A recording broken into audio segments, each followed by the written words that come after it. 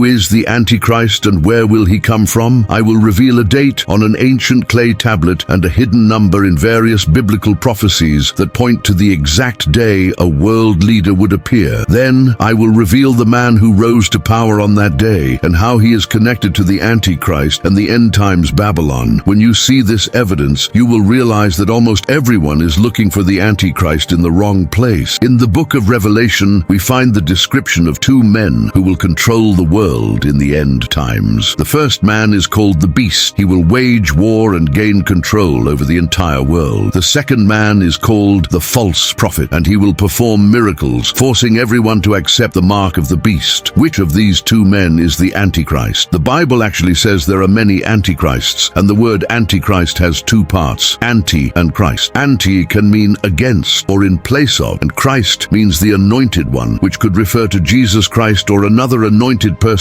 such as a king or priest. Since these two men will be working against Jesus Christ, both will be Antichrists. However, the false prophet will direct people to worship the world ruler, who is called the Beast, as if he were God. This world ruler will act as a substitute Christ, claiming to have come to save the world, just as Hitler saw himself as Germany's savior. So, when people talk about the Antichrist, they are usually referring to this man who will rule the world. Where will this world ruler come from, and when will he appear? We find a clue about this ruler's identity in the 50th chapter of Jeremiah. In this prophecy, the man who will rule the world in the end times is called Nebuchadnezzar, king of Babylon. Nebuchadnezzar was the king of Babylon over 2,000 years ago, and at that time, Babylon was the most powerful empire the world had ever seen. But a few decades after Nebuchadnezzar's death, the Babylonian Empire was conquered. Eventually, the city of Babylon was abandoned and disappeared. But the Bible uses Nebuchadnezzar and his great Babylonian Empire as a symbol or metaphor for another leader and empire that will control the world in the end times. In the book of Revelation, we find a description of this end times Babylon, which will reign over the kings of the earth in the end time. This Babylon represents the political, economic, and religious power that will dominate the world shortly before the return of Jesus Christ, and the man called the Beast, or the Antichrist, will be the leader of this end times Babylon. To understand exactly where this end times Babylon will be located and when it will appear, we can turn to an enigmatic prophecy in the book of Daniel. Daniel chapter 4 describes a dream that Nebuchadnezzar, the king of ancient Babylon, had. In his dream, he saw a tall tree that provided shade and food for all the birds and animals in the world. Then the tree was cut down, and a band of iron and bronze was placed around the stump for a period of 7 times. When Nebuchadnezzar asked Daniel to reveal the meaning of the dream, Daniel explained that the tree represented the king, who would lose his sanity and wander like an animal. But after a period of 7 times, he would regain his sanity and return to rule Babylon. The chapter goes on to explain that a year later, this prophecy was fulfilled exactly as Daniel had explained. King Nebuchadnezzar lost his sanity for a time and later returned to rule the Babylonian Empire. At first glance, this prophecy seems to be only about King Nebuchadnezzar. However, many prophecies in the Bible predict 2 separate events. The first fulfillment of the prophecy is only a type or foreshadowing that provides clues about a second, greater fulfillment. Thus, we can use the first fulfillment of this dream as a guide to understanding the second fulfillment. In the first fulfillment, the tree represented King Nebuchadnezzar. In the second fulfillment, the tree could represent another ruler or even the kingdom of Babylon itself. As in biblical prophecies, the king often represents his kingdom. In the first fulfillment, Babylon was left without a ruler for 7 times. In the second fulfillment, Babylon would also be without a ruler for 7 times. But what does 7 times mean? You can find the answer by comparing 2 passages in the book of Revelation. Revelation chapter 12 verse 14 mentions a period described as a time, times, and half a time, which means 1 time plus 2 times plus half a time, totaling 3.5 times. Then look at Revelation chapter 11 verse 3 and you'll find the same time period described as 1,260 days. So we see that 3.5 times equal 1,260 days. Now if you take 3.5 times and double them, you get 7 times. And if you double the number of days as well, you get 2,520 days. Going back to the prophecy in Daniel chapter 4, we see that in the first fulfillment, Babylon was without a ruler for 2,520 days, which equals roughly 7 years. In the second fulfillment, Babylon would again be without a ruler for 2,000 2,520 days. However, in many biblical prophecies, a day represents a year. For example, in Ezekiel chapter 4, we see that the prophet Ezekiel was instructed to lie on his right side and then on his left side for a certain number of days, with each day representing a year of a future period. Therefore, if a day represents a year, then in the second fulfillment of the prophecy in Daniel chapter 4, Babylon could be without a ruler for 2,520 years. This prophecy may thus predict that the kingdom of Babylon would be cut down and be without a ruler for 2,520 years. After that, the band of bronze and iron would be removed, a new ruler would be appointed, and Babylon would start to grow again, eventually ruling the world under the leadership of the beast or the Antichrist. If that is the case, we need to find out exactly when Babylon was conquered and lost its ruler. Then we could calculate the exact day a new leader would be appointed, and Babylon would begin to rise again. Returning to the Bible, note that right after Nebuchadnezzar's dream in Daniel chapter 4, the following chapter moves forward in time to describe the fall of the ancient Babylonian Empire. In Daniel chapter 5, we see that the rulers of Babylon were hosting a banquet when a hand appeared and wrote a message on the wall. The king and his guests were terrified, as they couldn't read the message, so the king summoned Daniel to read and interpret the writing on the wall. The message said, Mene, Mene, Tekel, and Parsin. Daniel explained that the writing on the wall meant that the kingdom of Babylon was finished and that God had given it to the Medes and the Persians. But there was also a second numerical message hidden in this inscription. If you have a Bible with footnotes, you may see that these words are explained as units of currency. Mene is a mina, which is worth 50 shekels. Tekel is a shekel, and Parsin means divided or halves, referring to half a mina or 25 shekels. If you add these values together, you get 126 shekel. But the shekel was not the smallest unit of currency. The smallest was the gera, and there were 20 geras in a shekel. So if you multiply 126 shekels by 20, you get 2,520 geras. Notice that this is the same number we found hidden in Daniel chapter 4. This is a second confirmation that 2,520 years would pass before Babylon would begin to rise again. Returning to the story, while the rulers of Babylon were holding a banquet, the Medes and Persians had already conquered the kingdom and were invading the city of Babylon that very night. We can find the exact date recorded in the Nabonidus Chronicle, which states, on the 14th day, Sippar was captured without a battle. Nabonidus fled. On the 16th day, Gubaru, governor of Gutium, and Cyrus's army entered Babylon without a battle. Sippar was captured on the 14th day of the Babylonian month of Tishri, in the year 539 BC. 2 days later, Daniel informed the rulers of Babylon that the kingdom had already been given over to the Medes and Persians, and that same night the city of Babylon also fell. Here, from an ancient clay tablet, we have the exact date marking the start of the 2,520-year period, during which Babylon would remain without a ruler. It is important to note that the dates in biblical prophecies always use the Hebrew calendar. The month Tishri in the Babylonian calendar corresponds to the month of Tishrei in the Hebrew calendar. Thus, the city of Sippar fell on the 14th day of Tishrei in 539 BC, and 2 days later, Daniel declared that the kingdom of Babylon had been handed over to the Medes and Persians. So we will begin counting from the 14th day of Tishrei in 539 BC. Adding 2,520 years brings us to the 14th day of Tishrei in 1982, which was October 1st on the Roman calendar. On that exact day, the Chancellor of West Germany was suddenly replaced by a man named Helmut Kohl. This did not happen in an election. Instead, the new leader was selected by the German parliament after a constructive vote of no confidence. In other words, government leaders decided to choose a new chancellor without holding an election. This was the only time in German history that a leader came to power in this way. Was Helmut Kohl's sudden and unexpected rise to power on October 1st, 1982, a second fulfillment of the prophecy in Daniel chapter 4? Consider these three facts and decide for yourself. Fact 1. 8 years later, on the exact same day Helmut Kohl came to power, East and West Germany were reunified under his leadership. This was on October 3rd, 1990, which corresponds to the 14th day of Tishrei in the Hebrew calendar. Do you know why East and West Germany were originally divided? In the First World War, Germany and its allies conquered a large part of Europe. Then, again in the Second World War, Hitler led Germany to conquer most of Europe. After these two wars, the other world powers did not want Germany to rule Europe again, so they divided the country, dismantled its military, and destroyed many of its factories. But in 1990, Germany was reunified by the man who rose to power precisely on the day the Bible predicted Babylon would start to rise again. Fact 2. Helmut Kohl was the primary advocate for uniting the countries of Eastern and Western Europe into a world power. He was one of the two men who drafted the treaty that founded the European Union, establishing the euro as Europe's common currency and paving the way for Eastern European countries to join the European Union. The prophecy in Daniel chapter 4 indicated that when the band of iron around the stump of Babylon was removed, a new tree would start to grow from the same roots. If you look at history, you will see that Europe's roots go back to Rome, Greece, and ultimately Babylon. In the Bible, end times Babylon is described as a woman riding a beast. You can find the same image of a woman riding a beast on the reverse side of some €2 coins, where the woman represents Europe. Helmut Kohl helped unite Europe into a world power, fulfilling the prophecy that a new world power would emerge from the roots of ancient Babylon. Fact 3. Helmut Kohl and his successors established Germany as the leading power in Europe and are working to make Europe the world's leading power. What are the chances that this sequence of events would begin precisely on the date predicted thousands of years before? Since October 1st, 1982, a new world power, a new Babylon, has been emerging in Europe, and most people are unaware of what is happening. But what about the Antichrist? Helmut Kohl retired from politics in 2002 and passed away in 2017. He was not the end times Antichrist who will rule the world, but his appointment on the exact day predicted in Daniel chapter 4 helps us understand where the Antichrist will come from. The Bible predicts that a man called the Beast, also known by some as the Antichrist, will rule the end times Babylon that has been growing in Germany and Europe since 1982. Like Hitler, this man may be born outside of Germany, but eventually he will gain control over Germany, Europe, and the entire world. But don't just take my word for it. The Bible warns that there will be many false prophets in the last days. One of these false prophets will be a powerful religious leader who will work alongside the beast. This false prophet will use religion to deceive and control people. The only way to avoid being misled by false prophets is to open the Bible and see what it says for yourself. Therefore, I encourage you to carefully verify all the scriptures and facts mentioned in this video to ensure that every detail is true and accurate. One thing you will find when you verify the scriptures is that the Bible does not specifically say that the beast or the false prophet is the Antichrist. But regardless of which person is the Antichrist, the Bible clearly states that the beast will rule the world with the support of the false prophet. So stay alert for the appearance of these two men in Europe. When they appear, what will they do? How will they transform Europe? And what will happen to the Americas, Africa, Asia, and the Middle East? What role will countries like the United States, Israel, Russia, and India play in end times prophecy? Please leave your opinion on the video's topic in the comments, always respecting others' views. I hope you enjoyed the video. If you found this content valuable, please support me by subscribing so you won't miss any of our upcoming videos. Share this video with family and friends, give it a like, and leave your thoughts in the comments. This helps the video reach more people. Together, we can enlighten more minds and expand our understanding. Thank you for being here, and may God bless you.